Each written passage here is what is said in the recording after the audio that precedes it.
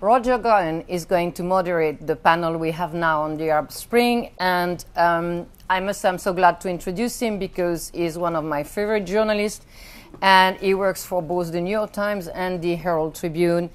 And as many journalists, he started at Reuters, but quickly left the anonymity of a news agency for the Wall Street Journal in Rome and Beirut. He speaks I don't know how many languages, I've lost track.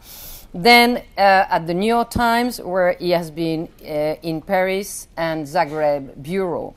He covered the worst of the war in Bosnia, which he says changed him as a person. Then Paris again, and Berlin and New York, where he became the foreign editor of the New York Times in 2001, immediately after September 11. He's now the globalist. I don't know what it means, but it's good. At the IHC and at the New York Times, and he travels the world, which is not bad. He has covered the so-called re-election of Ahmadinejad in Iran, and he was writing a fantastic soap opera from there. We could not dream of a better person to moderate a panel on the Arab Spring, and I hope we will answer the question, is it a disaster or an opportunity for women? Welcome, Roger.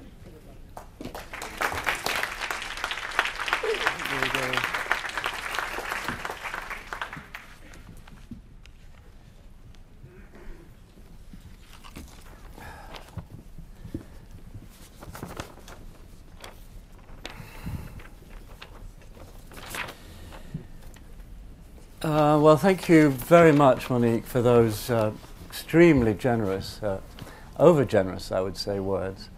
And thank you, Queen Noor, for a fascinating speech. Yes, politics has returned with a vengeance to the Arab world after a long, long period in the deep freeze. I was, as Monique mentioned, in Tehran in the summer of 2009, when the great uprising that brought millions of Iranians to the street demanding that their votes be counted took place. And I will never forget the sight of women being bloodied by the thugs of the Basiji before my eyes, beaten to the ground, and then getting up and walking straight back into the fray toward the awaiting riot police. And not only that, turning to the men behind them and saying, you cowards, you get to the front with me, and bringing these cowering men forward with them into the battle lines.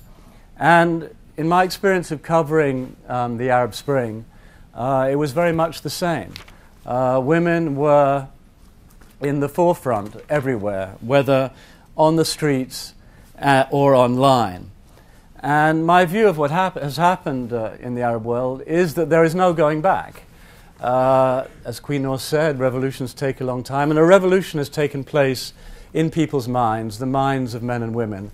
And that's a revolution, I think, about agency. People now believe they can change their lives, that they can have an impact, and they're not going to give up the freedoms they have acquired. But of course, now that you can actually win an election in the Arab world with a margin of 51 to 49, as happened in Egypt. A number of parties of Islamic inspiration have come to power. In some cases, they've tried in Tunisia and Egypt to introduce elements of Sharia law. What is that going to do, as the video intimated, to issues of gender equality? Do we in the West have an accurate image of women in the Arab world, or are we led rather by stereotypes? We see a headscarf, we think conservative, ultra-religious. Do we have any real understanding of what's going on? How do Arab women, who, as all of you, move between the Middle East and the West, how do you negotiate those changes in identity and the need to adapt? And what of the question of harassment? So these are some of the questions we will confront here in the next hour or so, and I'll bring you in as we go along, so do prepare any questions you may have.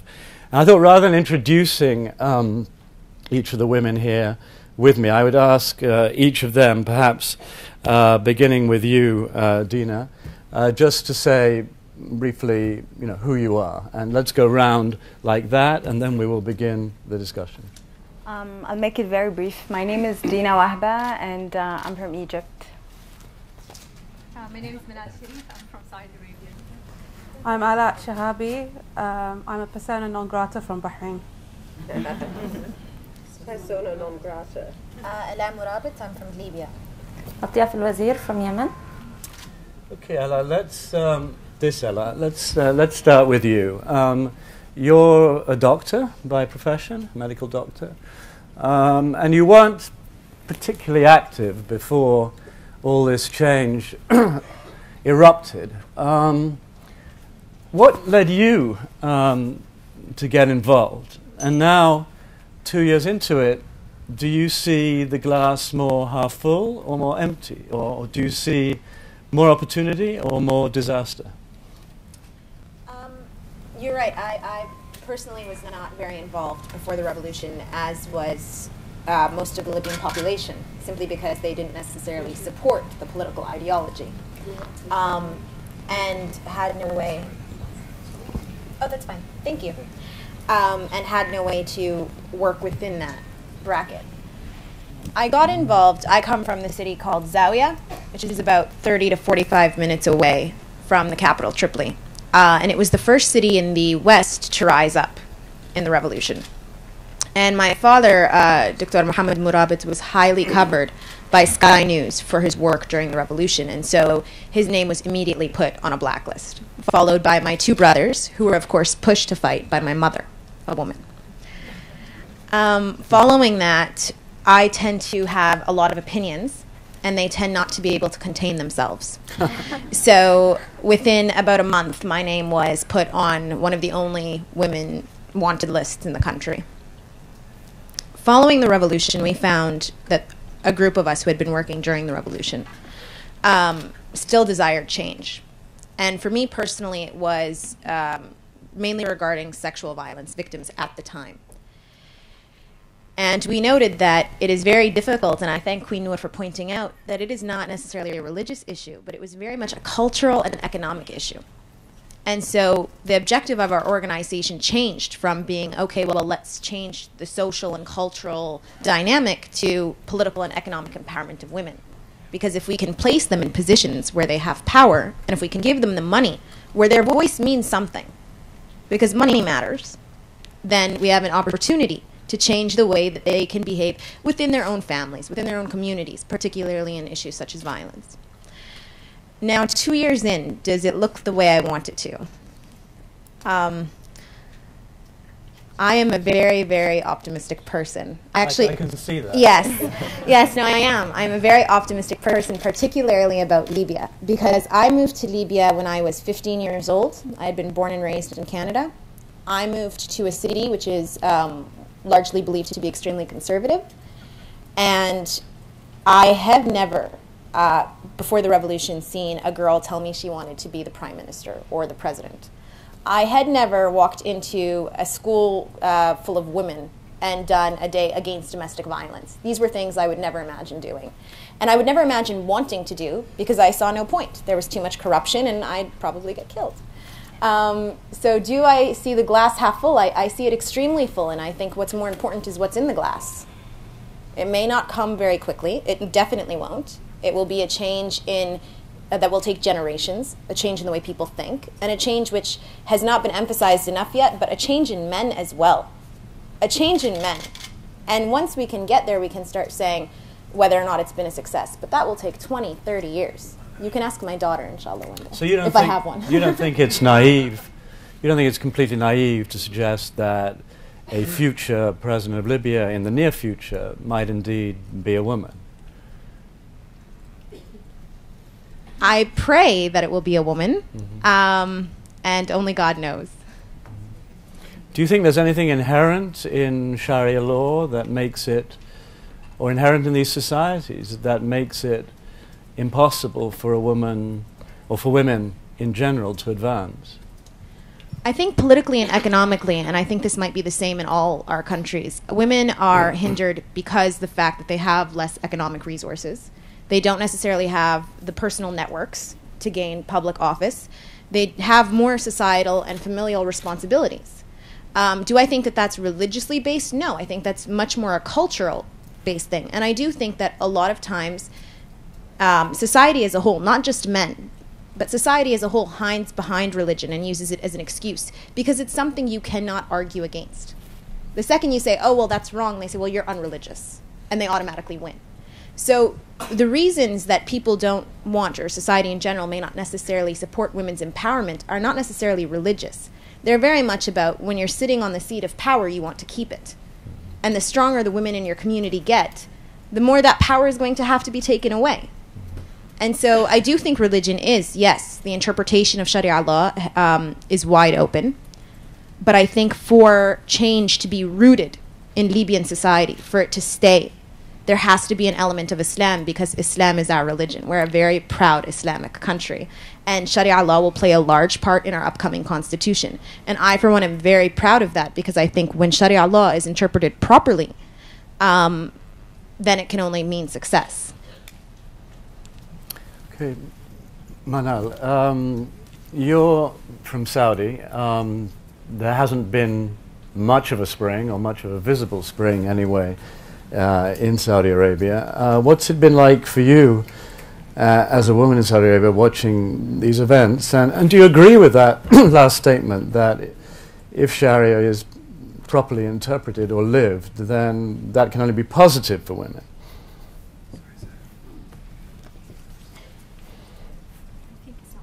I think it's not working. Can we pass the mic?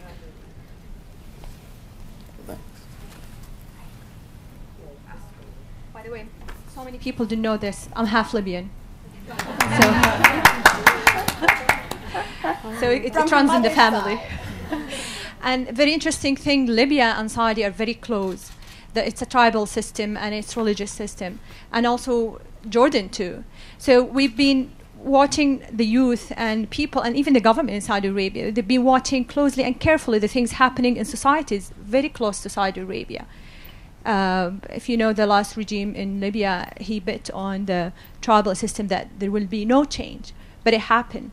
And now we're in Saudi Arabia, we're watching. We're spectator. I think the right word, spectate. Skeptic?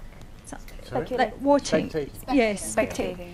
we're practicing this sport for a long time, but I think we didn't reach that point where we just explode, and because things are still going on slowly, but women in the last 5 years, things have changed a lot for women. In what way, above all? In a way that, for example, I'll just give you a very small example. 20 years ago, I wouldn't even dream. I graduated in 2002. I would not dream to study abroad. Now more and more girls are studying abroad. They are privileged to study abroad, to learn the tolerance. In Saudi Arabia, how I learned to be I was a very intolerant person. How I learned to be a tolerant person is through my own exploring and trying to find the truth, using internet, reading, but not living abroad. So these women, half of the students who study abroad are women. So this is a huge change. We still struggle with the... When you come back from Saudi Arabia, from the abroad, West, or wherever you've been studying, yes, to Saudi Arabia, what goes on inside you? I meet students who came back. Usually when I talk to them, they're in the family. They say, we do want to go back. I have my driver license, I'm driving here. I rent my apartment, I can... But you personally studied overseas, right? No, I never. I didn't, sorry. I studied in government schools. Yeah, right. My English I learned it from Disney movies, so... so it's not because Right, I studied right. abroad. But those girls who come back, Yeah. they can relate to the life outside, Right. which we are very optimistic about it. Mm-hmm. So the more girls who go abroad, study there, live a normal life, I would say. We're not asking for luxury life. We're just asking to live a normal life where I'm a single mom. I can go rent apartment. I can go take my son to his school and be able to go to the school and talk to his teachers. Just a normal life. So when they come back, they're creating lots of change, and it's always a change in any society. It's very interesting if you read history, and Queen Noor, I think she gave us a very beautiful look back in the history of women's rights movement in the US or in the West. Women always, the one who pushed for change in societies. And women are very, I would say, they're not selfish. When they want to change for the whole society. They don't go and ask for their own, because they know when they change their reality, their kids, their husbands, and their families, realities change. And I believe those girls who come back with different ideas, more tolerant, want to live a normal life, will create change. Is there, if you could identify one source of frustration for Saudi women at the moment, something you'd like to change, what would that be? It's very interesting. I was listening to all the sessions the whole day, and listening to stories from Pakistan or from Africa. The education, the economy, we don't have these problems in Saudi Arabia. We have more women graduating from colleges than women in the West. This is how highly educated women in Saudi Arabia. And we're more highly educated than men in Saudi Arabia. So you find a woman with PhD, she's married to someone who has high school. And this is very common, like 2/3 of marriages like this. So our problem, our frustration is not there. Our frustration is in the other side. I'm highly educated, I earn my money, I support my family, but I'm not trusted to take decisions in my life. I'm being treated as a minor all my life. I need to go to my father. I'm 33. Until the last day I die. But I'm going to talk about also the Constitution, how we're using that to support us. So this is the source of frustration in Saudi Arabia. I cannot be trusted to take decisions in my own life. But if I commit a crime, I'll be punished, not my guardian. Thank you. Dina, Egypt is on everybody's minds. I've said for a while that if the Arab Spring had a bumper sticker, it would be, "It's Egypt, stupid." As you know, 25% of the Arab world lives in Egypt. It's a cultural reference to the Arab world. And what's going on at the moment is amazing. There was this epic fight between the military and civil society. Civilians seem to win out. Now there's an epic fight going on between the Brotherhood and the more lay or secular side of society. There's a huge battle going on over the Constitution. Give us your quick sense of where all that's going and what it means for women in Egypt. And also I'd like you to comment, you said you'd seen this new movie on sexual harassment in Egypt, and you said that it made you extremely angry. And I'd like to hear about that. Did you sell your idea, the bumper sticker idea, to anyone? No, not yet. No. Okay, we'll talk about this. I give my words away for free. Well, almost free. Oh, okay, good. Well, the situation in Egypt is really alarming. What we have now is a president that issued a constitutional declaration giving himself all the powers, and his decisions are all immune. The decisions that he has taken and the decision that he's going to take are immune. People are in the streets now as we speak. I have to say I'm very sad that I'm not there, but then again, my relationship to Egypt is not just going and protesting. This is actually my home country. I live there. We have a referendum on the 15th of December on a constitution that doesn't meet the least bit of expectation of the revolutionaries, women and men. It endangers women's rights, child rights, minority rights, social justice. We don't have an equality provision. We talked about bride slavery today, and bride slavery is very big in Egypt. We don't have that in the constitution. We don't have something that protects people from human trafficking, which is a very big problem in Egypt. Just the constitution in its current state, without going into details, but in the Q&A I would love to, it opens up the space for the next parliament to all kinds of legislations, left and right. I'm sorry, I'm not as optimistic, maybe because we're in a very, very pessimistic kind of situation, but it looks very grim, and it looks very scary. Will the referendum be approved?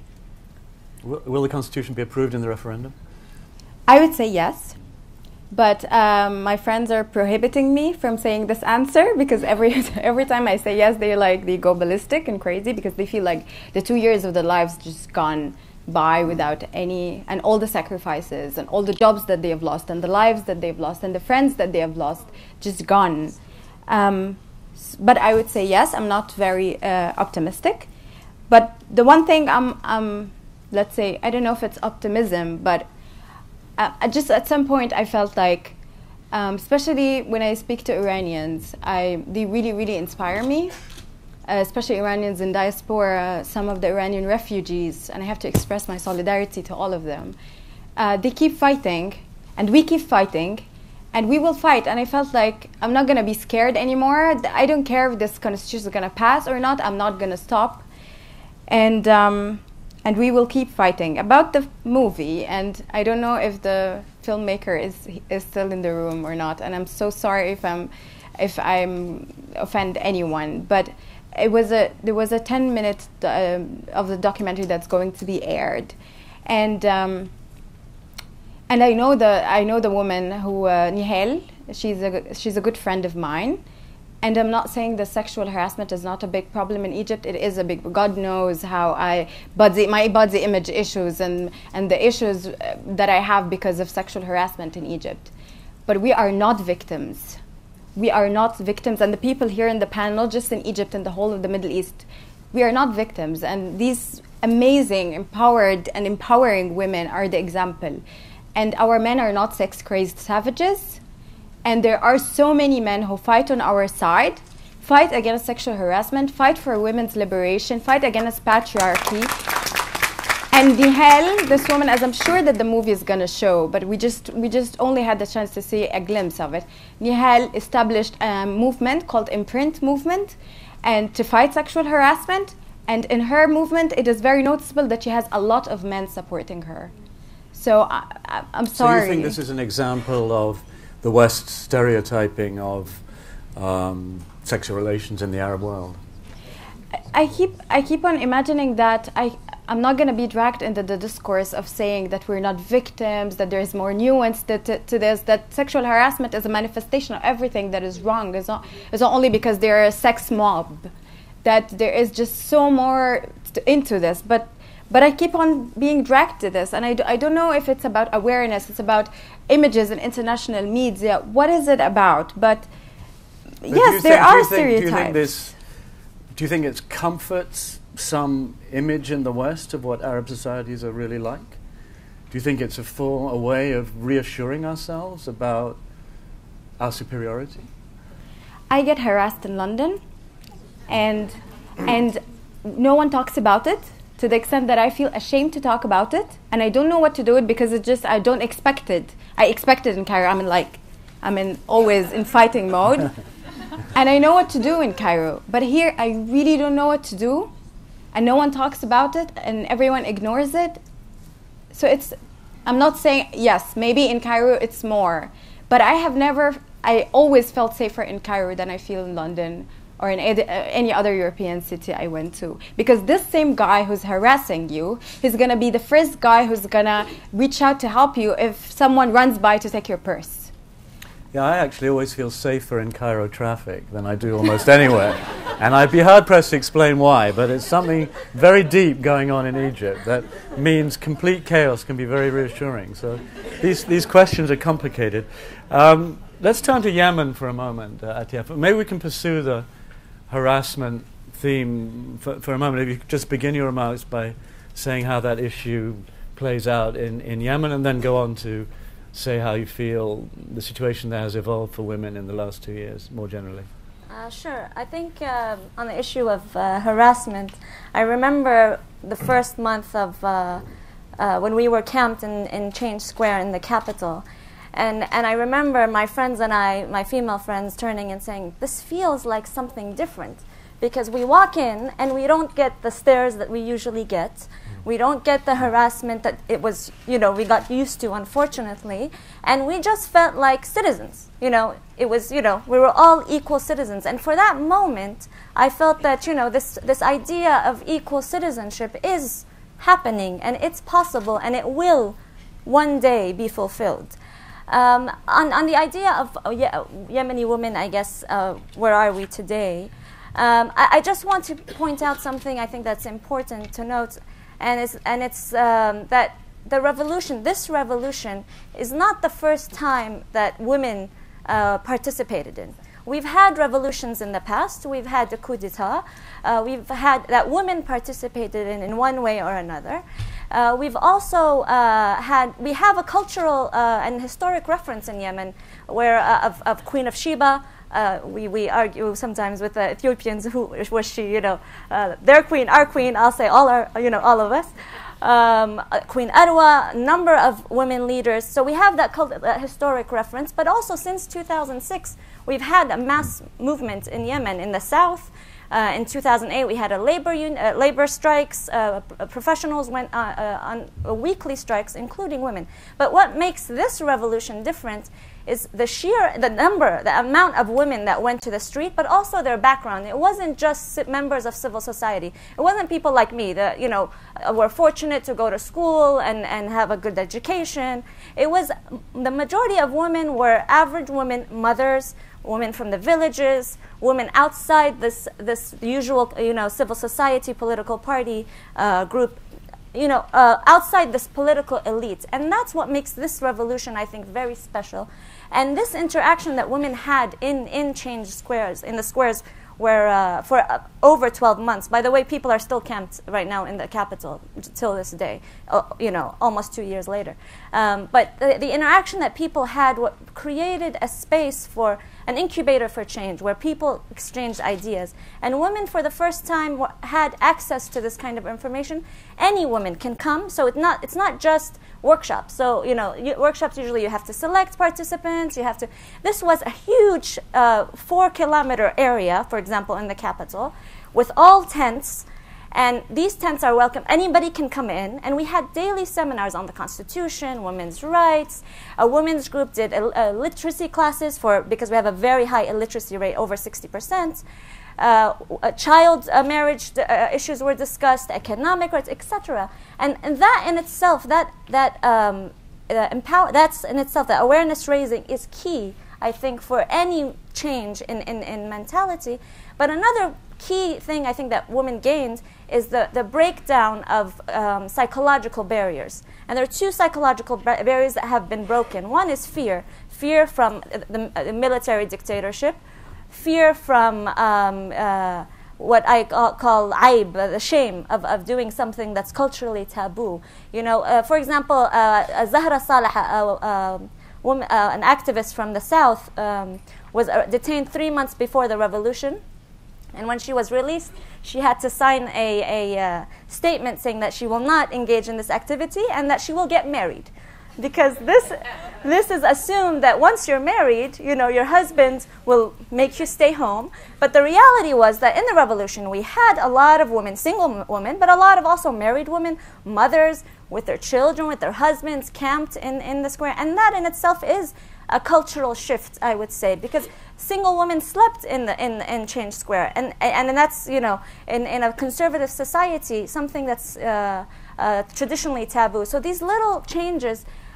You think that's definitive? That going beyond what was the cultural definition of shame for a woman in your society, that's gone. I mean, you're liberated from that. I mean, I think everything will take time. You know. These things need many, many years, but it's a step towards our goal. It's a step towards, and I think women that have tried this, that have gone beyond the usual sphere, will not go back. What was the word you used? In Arabic? Aib. How do you spell that? A-I-B. Okay. I might use it in a column one day. And I just think that, I mean, I was watching television last night in the hotel, and a commercial came on UK television, and it was of this woman who's really tired because she's cooking and all, you know, and then it says, help the mother buy her detergent while her husband was sitting there. And I was thinking, no, help the woman by making her husband help her. So I think, you know, it's a long road for us and for everyone else. Ayaan, sorry you've had to wait quite a long time. Well, we at the New York Times and International Herald Tribune, and particularly columnists, like Bahrain a lot. You've turned Nick Kristof into a national hero. I think you've named a street after him or something, right? Yeah, Nick Kristof. Is this on? Nick Christov, he initially, I think he was visited Bahrain when the revolution first began on 14th of February, and he was witness to a lot of the events, and I think he's become more radical than even the most radical of activists in Bahrain, and he hasn't been allowed back. So how it was enough for him to have just seen women and men sleeping overnight at the Pearl Roundabout and then being attacked senselessly in the middle of the night, for him to say anyone would ask for the overthrow of the regime after what we've seen this evening. Right. And that's written in one of his articles, and then he hasn't been invited back since. But I mean, it's astonishingly, no. So how are things in Bahrain? 2 years, almost 2 years on from that, and also perhaps I'm not quite sure how to address it, but obviously Bahrain brings up the Sunni Shia issue, which plays out in all kinds of ways across the Arab world. I'm not sure how, if at all, it plays into the issue we're discussing today. But could you make an attempt to at least frame that for us? I will do. But I don't want to take up. That could be an hour discussion. Yeah. The abridged version. Okay. Yeah. Bahrain, I think, lies in the colossal blind spot of the international media. I was surprised to even be invited to speak alongside.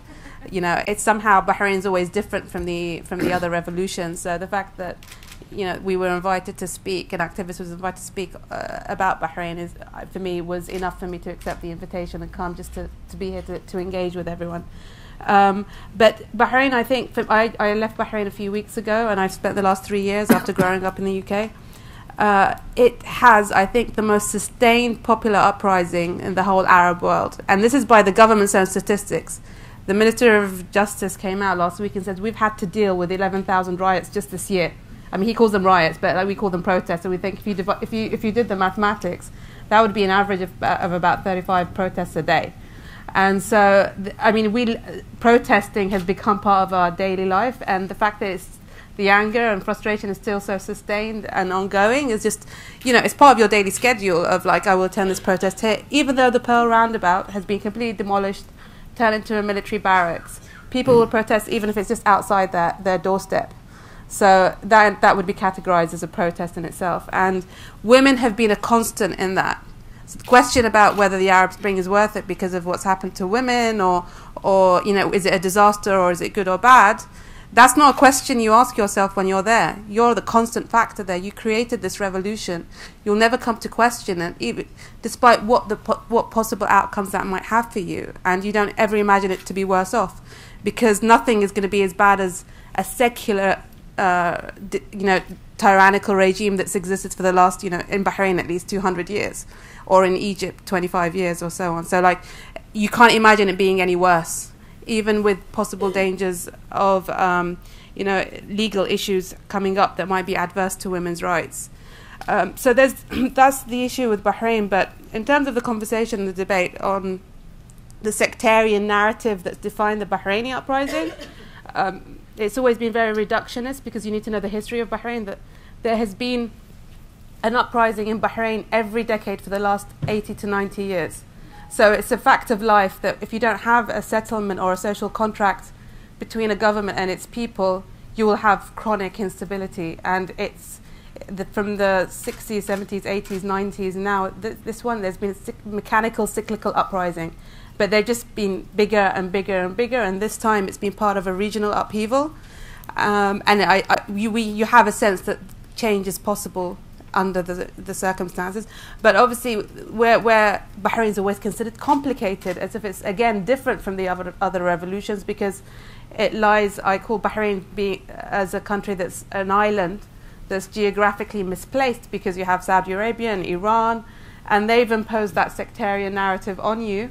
And your fault is just that you're in the wrong, your small island is in between these two neighbors, and you're paying the price. I mean, to think, for me personally, and I was in Bahrain during all this time, that just because people took to the streets and camped in Pearl Square for a month, you saw that entails, or that led to the invasion of the Saudi army into the country, was just something incredible.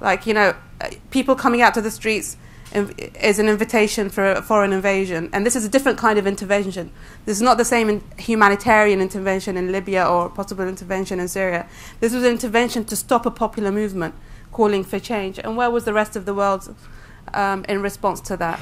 You know, the world was silent in response to that, as if it's okay because it's complicated and it's different.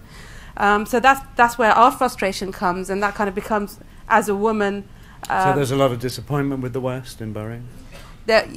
With the United States specifically, or? I mean, the US has a base in Bahrain, and there was, I think Jeffrey Feltman was in Bahrain when the Saudi army came in, and there's been a historical, like over about 150-year-old relationship between the UK and Bahrain. So the British and Bahrain, and there's. And I've been working on researching this academically and through my advocacy work about the services and basically Bahrain, the West to Bahrain is similar to what Russia is to Syria. I mean, exactly the same way in terms of military, logistical, financial support to the government. So your frustration is you're not fighting your own regime, you're fighting the rest of the world along as well, and it's a double, and triple how are women layer. Doing? Women have been. I mean, you asked Ala in the beginning about how she got involved. Our uprising was, led by women in the beginning and continues to be, and it's not about economic reasons or it wasn't about because of financial or economic reasons. On 14th of February, it was my next door neighbour who was dressed in like a Juicy Couture outfit and driving a Bentley. I joined her in a protest, and it was for me to think. I mean, I come from a political background. I'm quite politically conscious. Why would someone like that take to the streets? What does dignity and freedom mean to someone who isn't doing it for material gains? And that was something that really touched me because I grew up in the West, and the rest of the uprisings have all been kind of somehow portrayed as to do with unemployment. But Azizi was frustrated, and he burnt himself, and this has been driven by the sense of frustration over poverty and unemployment. Definitely in the Gulf, it's not about that, but it's about inequality. It's about like I could have my basic material needs covered even as a woman, but ultimately it's about the corruption, and it's about social justice, and it's about all those other factors. And my personal experience. Seeing people who are very much fulfilled materially still risk their lives and being arrested and tortured, arbitrarily was just kind of, for me, that was the kind of initial transformation. And does being Shia or Sunni make a difference to women? Because the state targets you on a sectarian basis, you stand more of a chance of that happening. So there's definitely an element of all of my Sunni friends and people around me who are Sunni not being targeted because there's a divide and rule policy that the government has of saying that we want our constituency to be of a certain sect, and we want to just categorize the opposition in a certain way, and therefore you will feel the wrath of the state on you. And it is like an apartheid regime. I mean,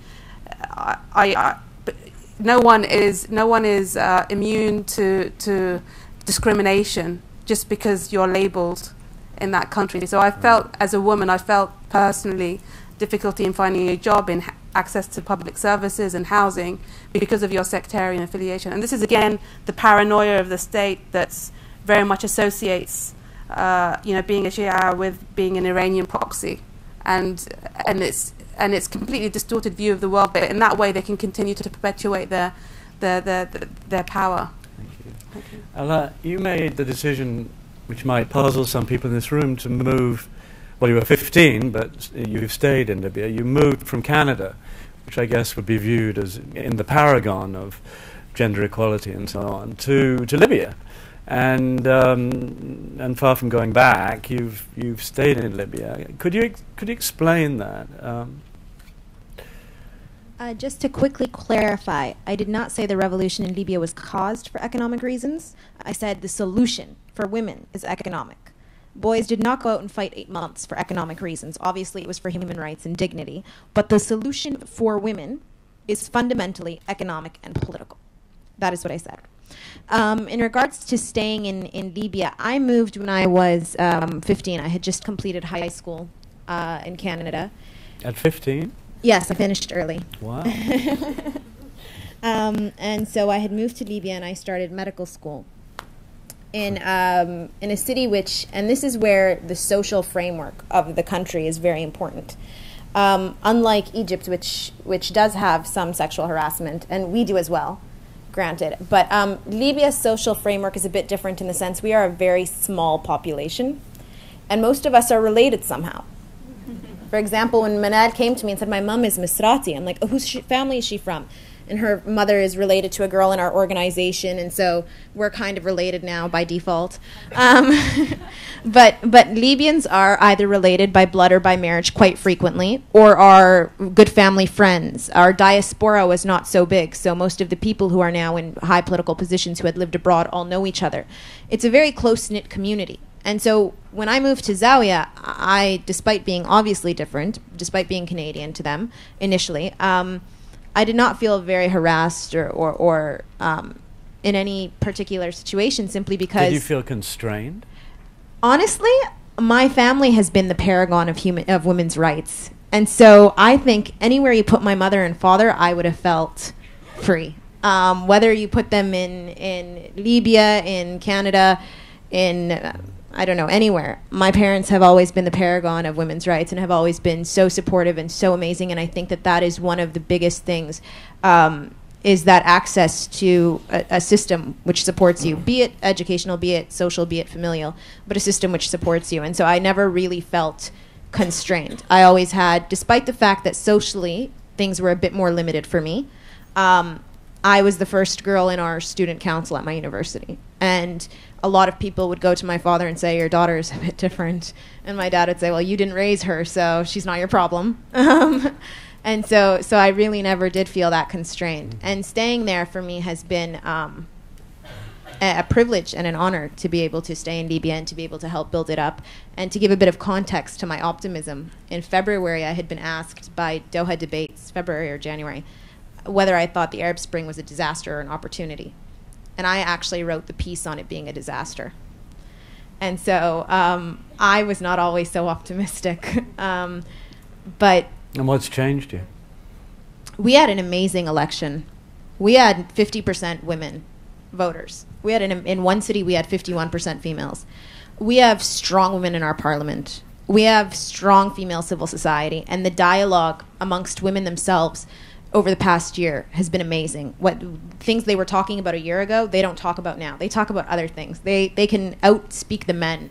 The youth are getting on their feet, which I think is very important because we're a country of nearly 70% youth, and that youth is women outnumber men. And so if we can get that mobilized, that's fantastic. And I only came yesterday from a workshop that my organization was running where we had 10 members of our national council, of our parliament attend, as well as our vice president. And now tell me if in London you can get 10 of your members of parliament to come out with your I don't know, do you have a vice prime minister? Sorry, I'm not so good with British politics. But yeah, I mean, we do.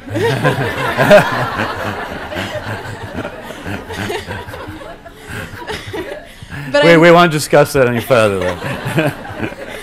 But I'm saying that the political dynamic in the past year has changed, and there's such an openness, and I do think that there's a strong support for women's political empowerment. And I think one of the key things we haven't spoken about is the fact that women are taking an initiative, which was not happening before, be it because of their own family's political ideology that they did not want to get involved in the Gaddafi regime, or be it because, as everything else at that time was taboo, but women are now getting involved. Women are taking the initiative, and for me, I should go and do my residency abroad and actually finish what I started, but I would not want to miss being in Libya right now.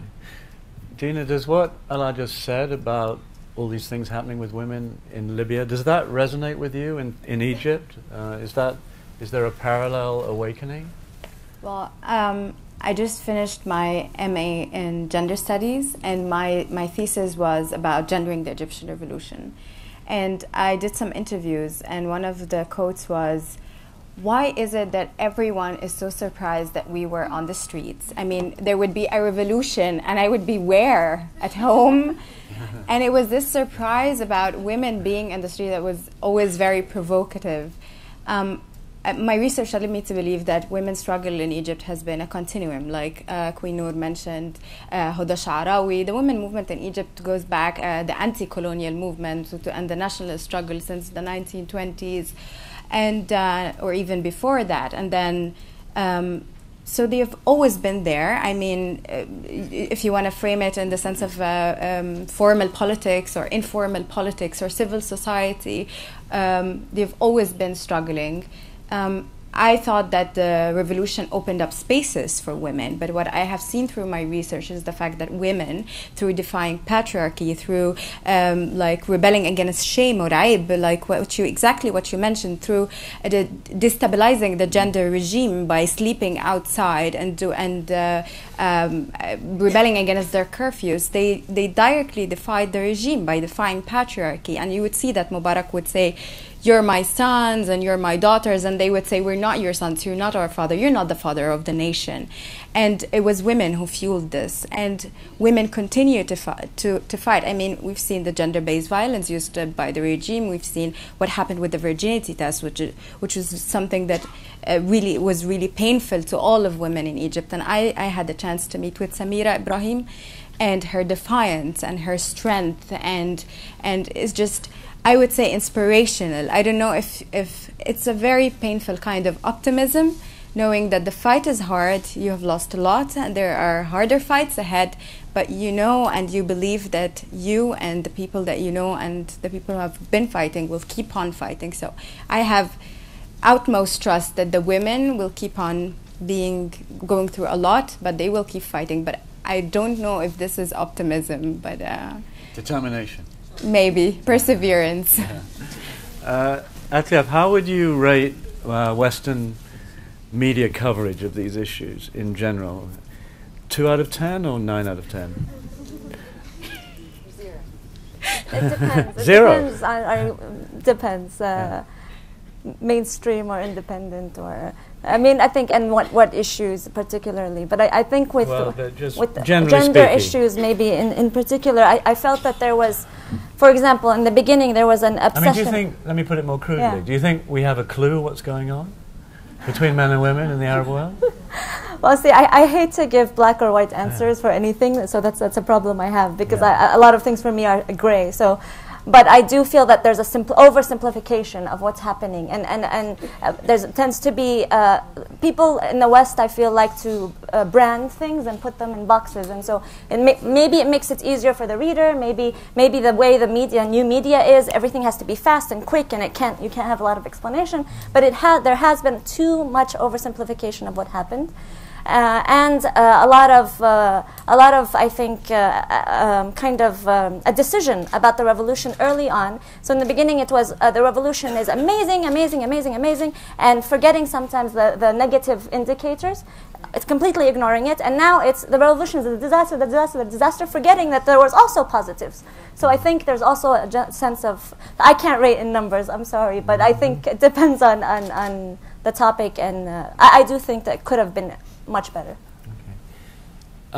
I'm going to throw this open in a minute. I think I'd just like to go along the line here, starting with you, Manal. Just if you could each just say one thing, if you could change one thing in terms of making the lives of women better in your societies and ensuring that the Arab Spring is more opportunity than disaster. If there was one thing, what would that be for you? And let's just go along the line, just a couple of ideas, and then I'll throw it open. I would write a constitution. We don't have a constitution in Saudi Arabia. We have something called basic law. And I think this is, they are fighting where if they start at 50%, we're way behind that. No laws and no constitution. I think I would start with that from the top.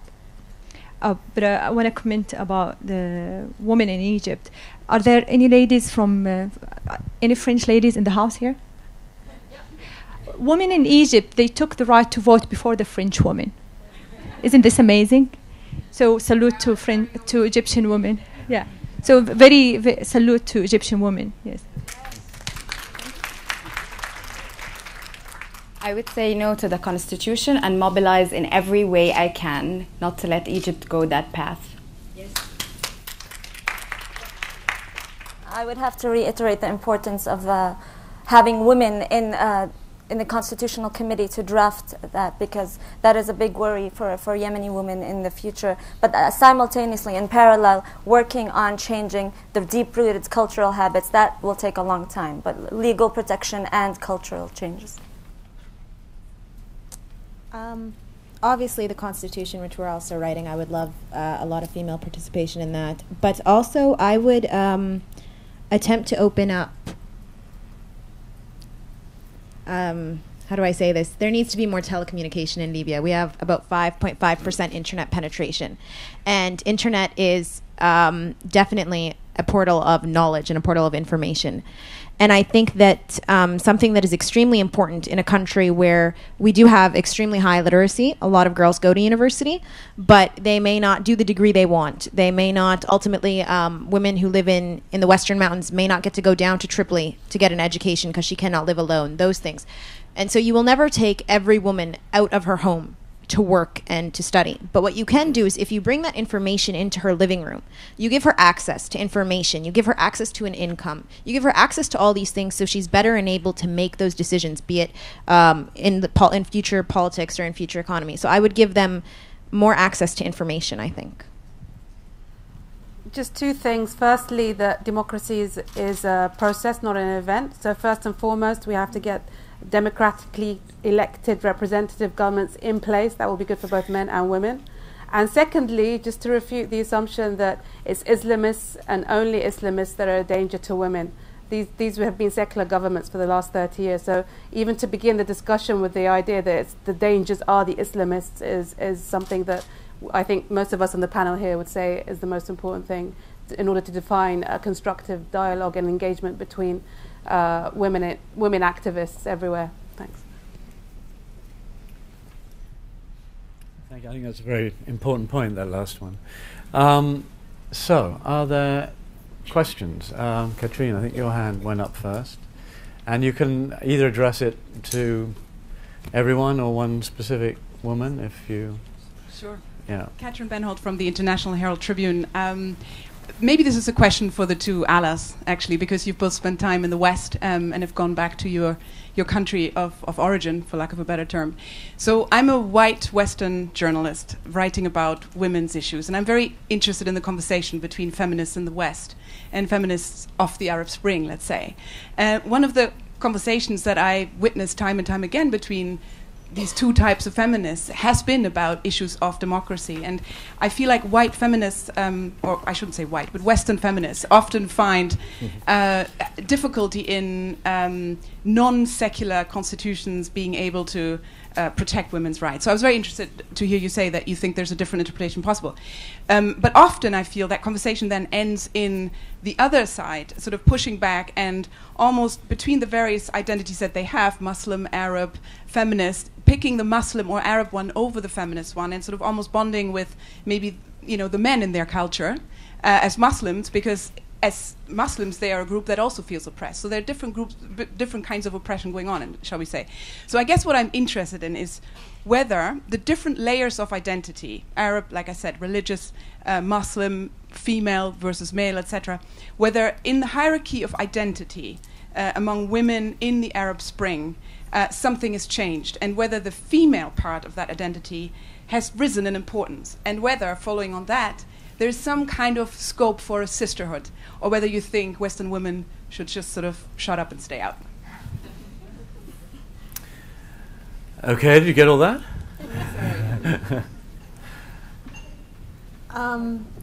I think the answer to your question is that I don't see it as being Muslim or being a woman. I'm a Muslim woman. I don't separate the two. In regards to, obviously there's a dialogue, and it's always interesting to sit down with women from Canada because most of them don't understand me anymore. And they'll be like, well, are you sure you agree with that? The reason I do believe that it is the most important ingredient in a constitution in Libya, and I'm speaking specifically on Libya here, but the most important ingredient in a constitution or legislation in Libya is that there is religious backing to it. That has to be there because we are a religious country. That is in our roots. You cannot bring Western laws to Libya because people won't understand them. people will not abide by them. They will not be enforced.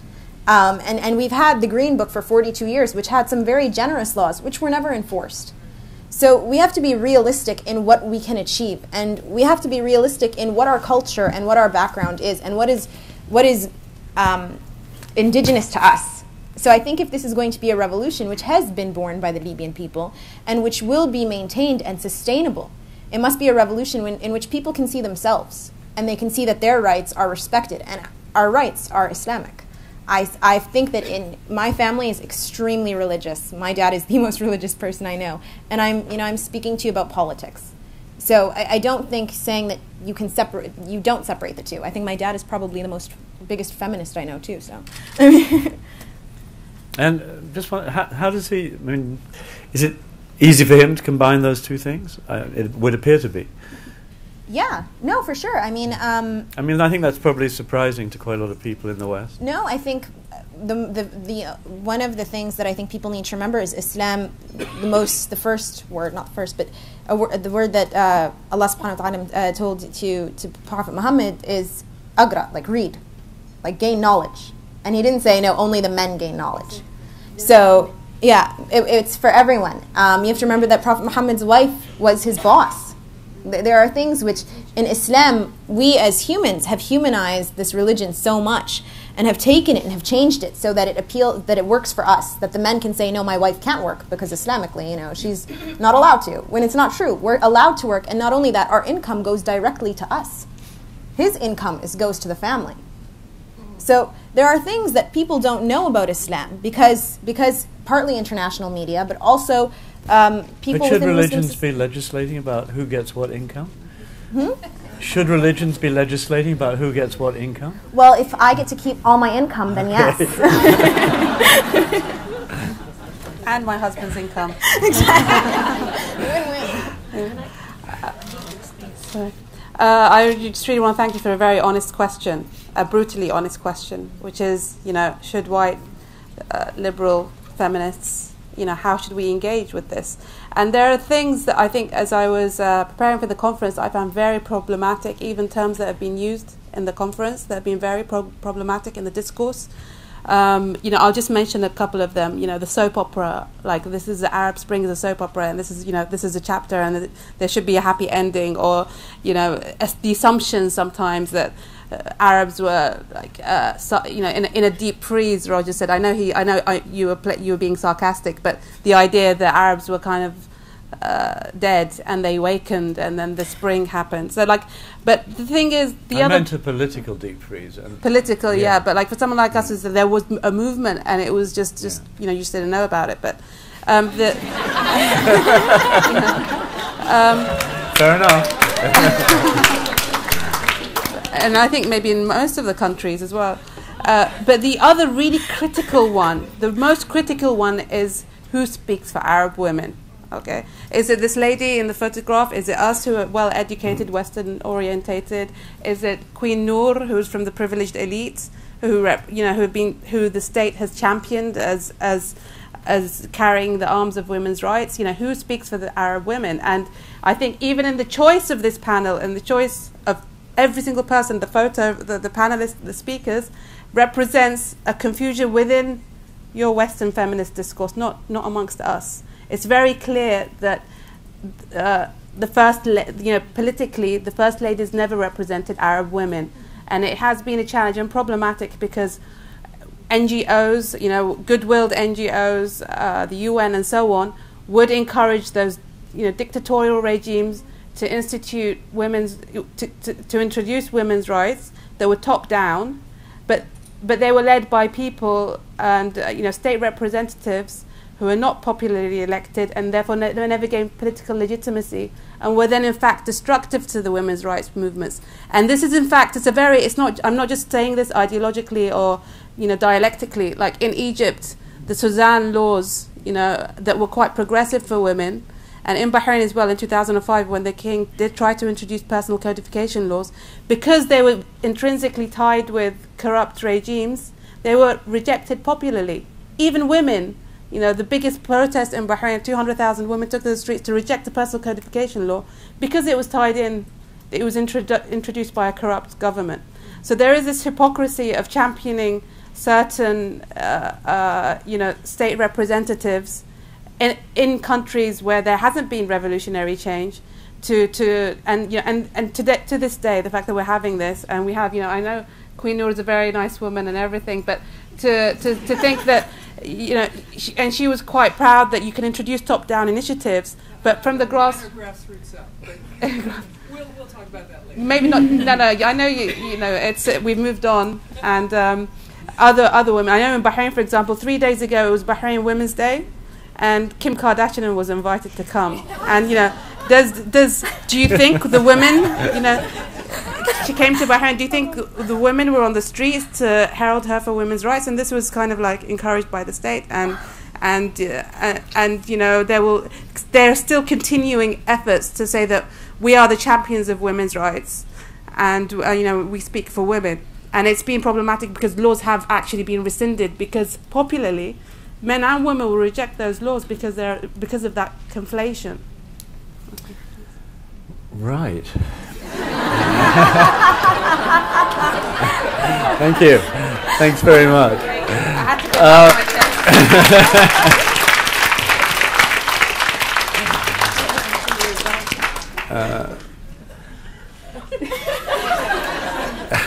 I think you were next. It's honor. Just go ahead and we'll. Okay, my name is Rasha Hamad. I'm Swiss and Egyptian. So, first of all, I'd like to congratulate you. And I think as an Egyptian, I'm extremely proud to see such educated young representatives of the Arab world. I really am, because one of your questions was, when you asked about how the women are portrayed. The women are portrayed like that image you see there. It's what sells. But why not focus on the positive? Why not show, young people like this, young women like this, and these are the agents of change, and these are the people the media should focus on. I'm a journalist, so I know that it's not very sexy to maybe show what's going right. but I just want, it's just a comment that I'm extremely proud to see these young ladies, and I think the media should focus more. You talk about putting people in boxes. Well, I would say media coverage of the Arab woman is probably 2 out of 10. Thank you. Do you have a question? No, I okay. just Thank a you comment. very much. Thank you. Yes, sir.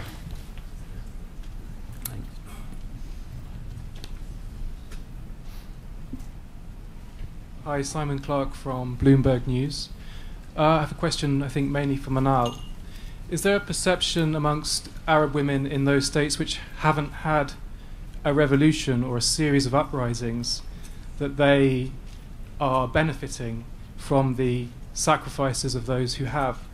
Have women in, say, Saudi Arabia and Jordan benefited from government which is now more attentive to the desires of their peoples?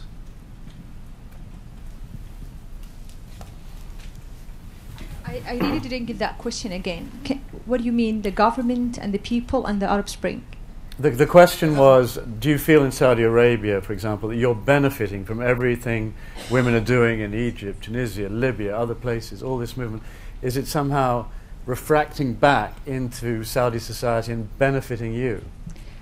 It's a really complicated question to answer, because you said who represent Arab women. I've always Saudi girls come to my Twitter account and they say, you don't represent us. And I say, yes, true, I represent myself because you didn't elect me. But who represent you? I always ask this question. So we look at the Arab world, every single conference I've been to in the last year, after I resigned, this is the only time where I was able to go out of the country and see these amazing women. I followed the revolution in all these Arab countries through women. The women are very amazingly engaged. And in Saudi Arabia, we have something we call the pink revolution, الثورة الوردية, which is women being always silent, but not anymore. You find the change happening in the society through us. This year in February, 4,000 students, girl students, they protested the hygiene conditions of their college. Female. That was Wednesday. We have the weekend, Thursday and Friday. On Sunday, the college, the men's side college, the students, the male students, they protested. They were supportive of the girls. 3 months later, the president of this university, who's been president for like ever since it was started, decade or something. Yes, I will come to that. But this is very important thing.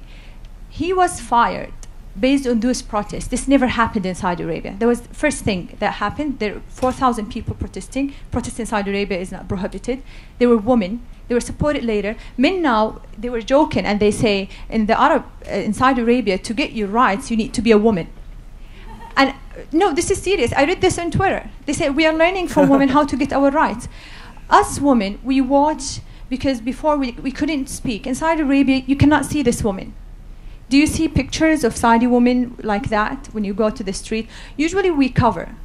So when we cover, when I used to cover myself, there's something banning you from speaking up. There's something banning you. You feel like you have to be very modest, very quiet. We cannot see that there. Now, social media that the Arab world, the whole world is using to communicate with friends, the Arab world is using to run revolutions. Saudi women using to run their own revolution or to create our own cyber world that we can meet. I've never been able to speak about taboos with my friends, my closest friends. Now I can speak up my mind online. The one who likes my ideas will come and talk back to me and I will connect to them. I never had this option or this chance 3 years ago before Twitter. Yes, and then next view, yeah. But first here in the front, and then the lady with glasses behind her.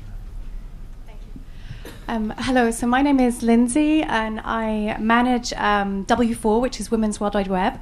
It's an online collaborative platform of crowdsourcing and crowdfunding dedicated to girls and women's empowerment. And I had the honor of already interviewing Ala. And I'd like to take up on something you said, Ala, about ICTs.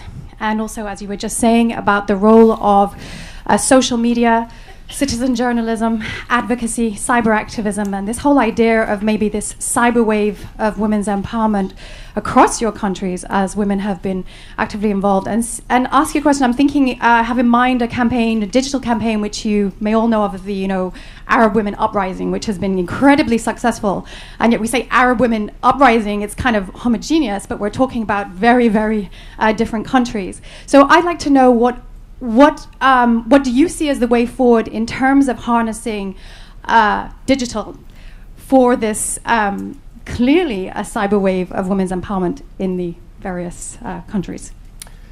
Okay, who would like to take that question? Yeah, sure. I don't know if you remember, but even in the interview I had mentioned that Libya was not as benefited by what the international community labeled as the Facebook and Twitter revolutions. Our internet was cut off. So we did not really do that. And even now, we have less than 6% internet penetration, and that internet is predominantly used by youth men, as expected. Youth girls are also using it, but my mother's generation, my mom got Facebook about 2 months ago, and now comments on every photo, but it was not a common thing, and it is still not a common thing. And I think before anything else, there needs to be a greater introduction of communications into the country, and I want to extend communications to also say responsible media, period. We have no responsible media. As a country, we did not have institutions, and so right now, our television is not trusted by our own citizens. We are so used to propaganda on our TVs that we would prefer to watch international television because nobody fact checks. Nobody trusts anything they hear anymore. And it is still, in my opinion, the easiest access, I think, to women in Libya is through mobile phone messaging and through radio. Internet is a large cry away for us as being a strong tool. You can get some youth, but I mean, maybe in the major cities. Ajaf, I think you had something you wanted to add. Right? Yeah, I think I would agree. At least for Yemen, we did use, at least the organizers of the revolution in the cities used internet a lot, and we had closed Facebook groups where after the protest we would go back and discuss, okay, tomorrow we're meeting here, blah, blah, blah. and that was helpful in internal organizing. I do think, though, for reaching out, mass grassroots mobilization, internet is not the way for Yemen because it's less than 5% penetration rate.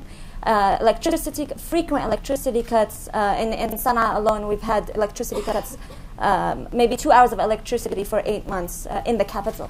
So, I mean, it's pretty awful. But I think that a focus on mobile phones and radio is good for the way forward. Well, I've got 2 minutes, and I'm going to take two. Sorry, if I may. I'm going to take your question, ma'am, and then there was one at the back. I'll take both the questions, and then we have to stop. No, it was the lady back there. No. Oh, sorry. Oh, I feel bad now. Well, we'll take your question too. Okay, we'll take 3 questions just like that, and then yeah. Then I'll speak very quickly. Yeah. Yes, just a question, please, very quickly. Yeah. My name is Mahesh Shomali. I work for the American Bar Association, and I'm the director of the office in Jordan, so I found this panel fascinating. My question, we're always hearing about the interest of donors to work in the Middle East and to empower women. It would be interesting for me to hear what from this panel, what, if at all, if anything, do you think the right thing for the international implementers is to do in the MENA region with regard to empowering women? And you now, madam, as well, and then the woman at the back, and then we'll try and. Okay, so you take the donors question, okay? Okay. Yeah. Can I go ahead? Yeah, go ahead. So I'm Karen Pong from the Youth Peace Ambassadors Project. I just wanted to say more power to you girls because the Youth Peace Ambassadors Project is about empowering young people to take actions, such as what you're doing to preserve peace and dignity. And my question basically goes back to something that Ayaan talked about, which is the political dynamic that women are going through with the changes. And so I'm wondering, like, what are some concrete measures that can make this political dynamic sustainable for women? Like, how can they further or continue to participate in this system? Okay, and the last question at the back.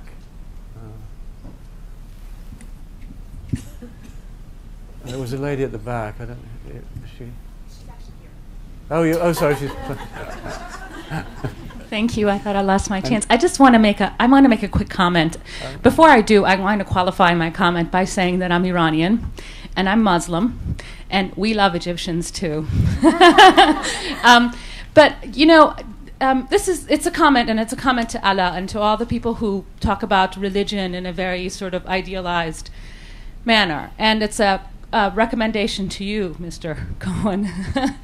That when people talk about this as, you know, very idealistic, I'm Muslim, this is my religion, it's my culture, I would like to see you ask very specific questions. What does that mean in terms of legislation? Does it mean that laws will be passed that will allow and promote polygamy?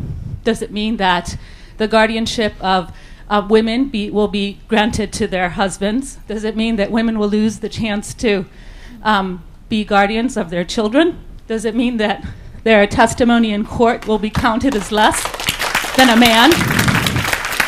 Does it, and then even beyond women's rights, what does that mean for minority groups? What does it mean for sexuality? Will sexuality be criminalized?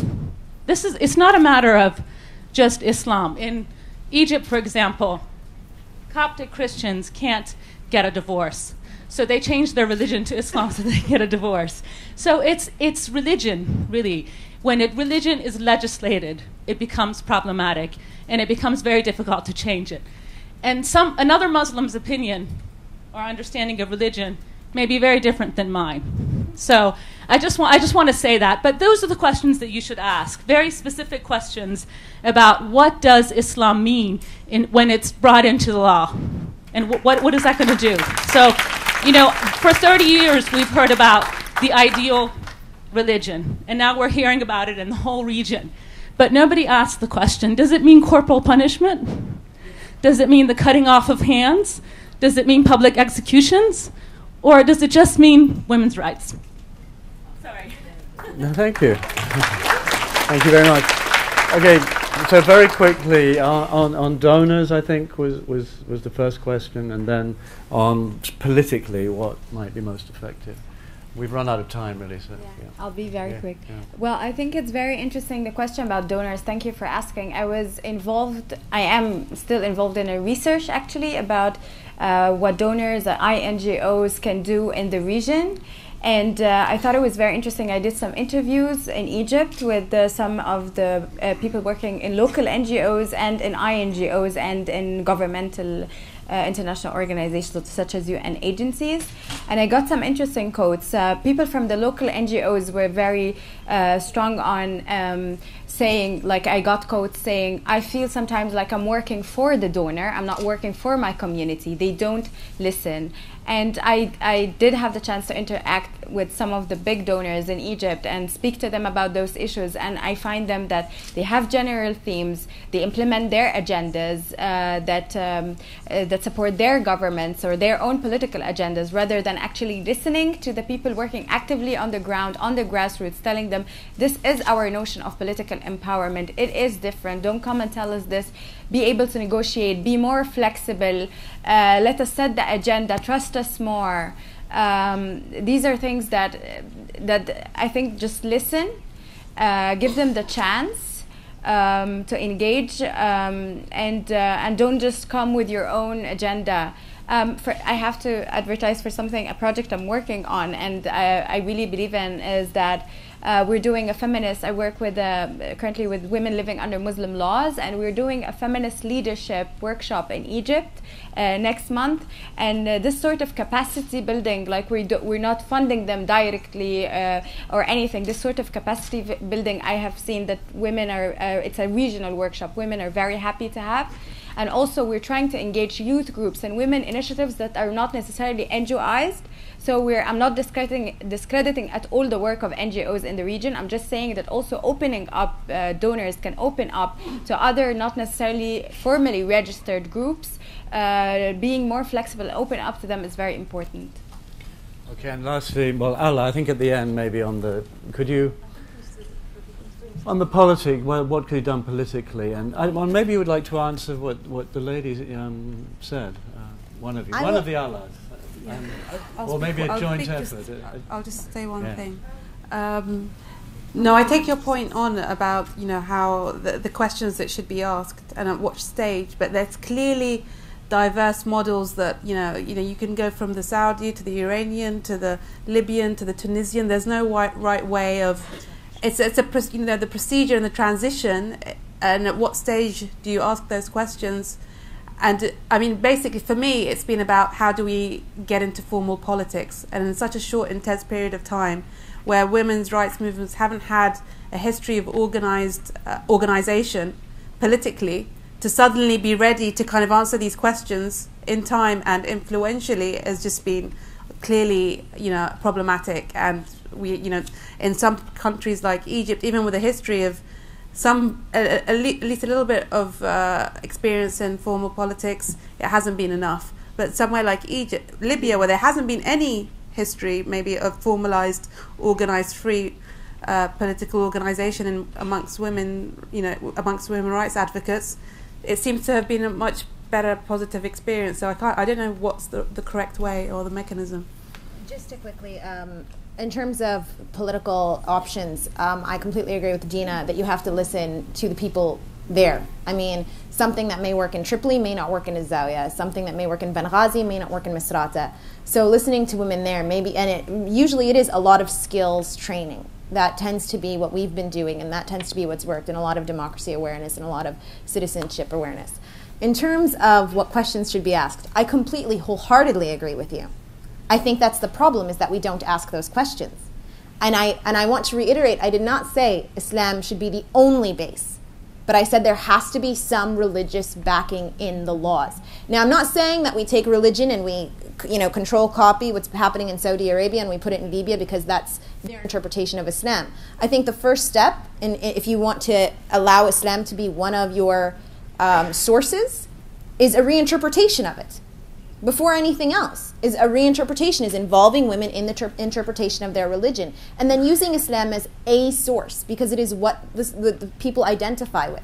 That doesn't mean automatically polygamy is legalized or we're going to cut off everybody's hands, but it means taking different sources from around the world and seeing what works best for that country. I personally think in Libya, Islam has to be a source because we're a Muslim country. Thank you very much. I think we've all learned where we need to go to meet truly liberated women. Thank you.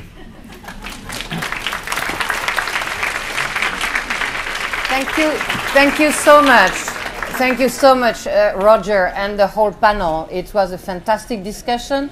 You went over your time, but it was well deserved because you were fascinating. And I think it's a credit also to Western organizations like the Thomson Reuters Foundation to have organized this panel and have you come here to do it.